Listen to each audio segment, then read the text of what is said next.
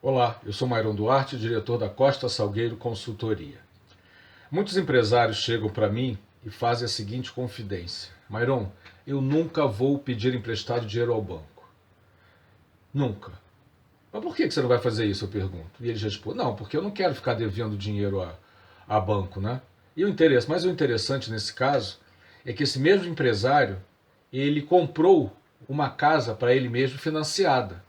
Quando se compra uma casa financiada, nada mais você fez do que você pedir o empréstimo a um banco e você vai ter que pagar este banco ao longo do tempo, até a casa ser sua.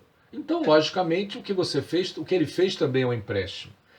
Agora, por que ele tão veementemente fala que não vai pedir empréstimo ao banco? E mesmo assim ele compra a casa dele. Aos poucos, né? Financiado. Uma das razões para isso é que, na cabeça dele, ele fez um planejamento com relação a esta compra deste imóvel. O que ele pensou? Ele pode ter pensado o seguinte: olha, o que eu vou pagar de prestação é muito perto do que eu estou pagando de aluguel. Desta forma, eu estou fazendo um investimento, porque eu vou pagar ao longo do tempo e no final do período eu vou ficar com esta casa para mim. Ou seja, eu, se precisar, eu ainda posso vender essa casa lá na frente. Com isso, ele fez o quê? Fez um estudo de viabilidade do investimento dele. E na maior parte das vezes, o empresário não tem esta mesma frieza com o negócio dele, né? Vamos dar um exemplo para ver se realmente vale a pena ou não pedir o empréstimo para a sua empresa. Primeira coisa, por que se deve pedir o empréstimo para a sua empresa? Da mesma forma que ele comprou a casa financiada, você também deve pensar que este empréstimo que você vai fazer para a sua empresa é para você alavancá-la. O que eu quero dizer com alavancar? Você vai torná-la mais lucrativa, ou seja, você vai jogar um dinheiro lá dentro e esse dinheiro vai se multiplicar. Mas será que isso é mesmo verdade, Mairon? É verdade, sim. Mas só que antes você tem que fazer uma análise. Então vamos imaginar a seguinte análise. Um determinado empresário, ele tem que investir 100 mil reais para que ele consiga ter, após esse investimento de 100 mil reais, ele consiga ter um lucro adicional de 8.500 reais ao mês. Só que para isso, ele vai ter que pedir esse empréstimo ao banco com 50% de juros ao ano. E ele ainda só vai poder começar a pagar 6 meses depois que ele pedir o empréstimo. Se a gente for fazer o cálculo dessas tarifas e desses juros, ele vai demorar a pagar esse investimento dele, né, que vai ser 50% a mais do que ele pediu emprestado. Ele vai demorar cerca de 2 anos para pagar isso. Todo ano pagando o lucro dele, ou seja, ele não vai ter que gastar mais nada. Todo o lucro ele vai pagar durante 2 anos esse empréstimo. Isso não é um bom negócio?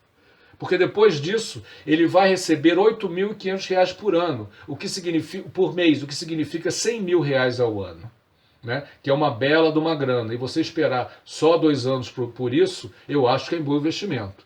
Então, sempre faça uma análise se vale a pena pedir dinheiro emprestado naquele momento ao banco ou não. Uma coisa importante é, quando você faz qualquer tipo de empréstimo, ou este empréstimo ele vira uma dívida. E a gente percebe, né, que principalmente nesta pandemia que nós estamos passando, muitos empresários estão endividados. E uma pergunta que me fazem é o seguinte: vem cá, mas como é que eu pago minhas dívidas, né? Como é que eu devo priorizar essas dívidas que eu tenho? A primeira coisa que você tem que fazer é sentar na cadeira e pegar todas as informações que você tem com relação a essas dívidas, o quanto são essas dívidas, e colocar no papel ou numa planilha, do jeito que você achar melhor, todas as receitas e despesas que você vai ter para frente, no futuro. Com isso, você já vai ter uma ideia de como é que vai estar o seu fluxo de caixa. Ou seja, se você vai estar com caixa negativo ou não ao longo do tempo. Com isso, você já consegue ver como está as suas finanças e vai ser a base para você então ver como é que você pode encaixar as suas dívidas para lá. Bom, o segundo passo agora é você pegar essas suas dívidas e você priorizar o que é mais importante para pagar. Primeira coisa é, bem, vamos determinar o que é essencial. O que é essencial? É, se eu não pagar, a minha empresa para de funcionar. Lembrando que o salário dos empregados devem ser sempre priorizados. Então analise aqueles fornecedores que são importantes para você e que você não pode deixar de pagar, porque senão a sua empresa pode parar, né? Após isso, já comece a verificar quais são os outros também pagamentos que são críticos para a sua empresa. Aqueles que, por exemplo, você deu algum bem de garantia, aqueles também que os juros aumentam muito ao longo do período que você tá passando. Quer dizer, então verifique quais são esses itens, né, para você ver como é que você pode quitá-los. Leve em consideração também aqueles fornecedores que, se você deixar de pagar, eles podem quebrar. Tem muitos fornecedores que vivem da nossa empresa, ou seja, nós somos os clientes classe A deles. Então preste muita atenção e lembre também de ajudar esse tipo de fornecedor e coloque dentro da sua prioridade.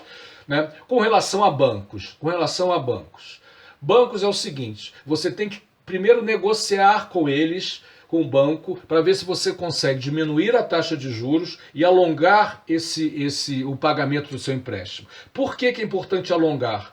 Porque alongando você melhora o seu fluxo de caixa. O que eu quero dizer com melhorar o seu fluxo de caixa? Você vai pagar menos por mês. Uma outra alternativa é você também, se você tem mais de um empréstimo, até em bancos separados, tente conversar com o banco apenas e juntar todos esses empréstimos e também fazer uma negociação para pagar mais diluído e com juros menores. Isso tudo vai aliviar o seu fluxo de caixa e você vai poder pagar.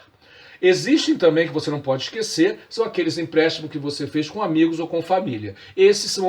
Acho que esses geralmente são os mais fáceis de negociar, porque você vai conversar tete a tete, olhando no olho, e todo mundo sabe a dificuldade que você está passando.